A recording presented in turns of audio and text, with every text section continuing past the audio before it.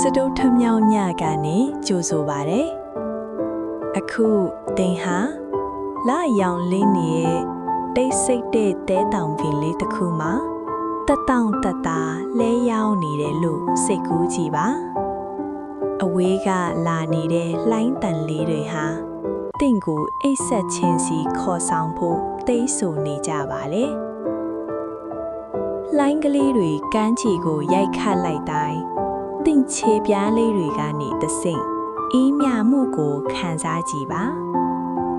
လိုင်းကလေးတွေပြန်ဆွဲသွားတဲ့အခါတင်းစိတ်သေးကအပူအပင်တွေပင်ပန်းမှုတွေအားလုံးလိုင်းနဲ့အတူပါသွားပြီလို့မှတ်ယူလိုက်ပါရှူသွင်းလိုက်ပါရှူထုတ်လိုက်ပါတင်းစိတ်ကလေးဟာရေပြင်ကြီးလိုပဲတည်ငြိမ်သွားပါပြီ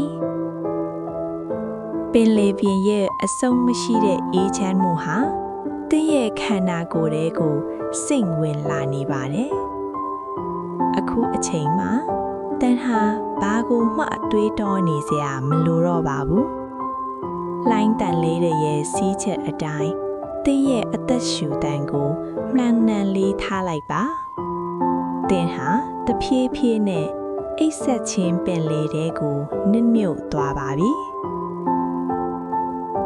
လှပတဲ့အိမ်မက်တွေနဲ့အတူ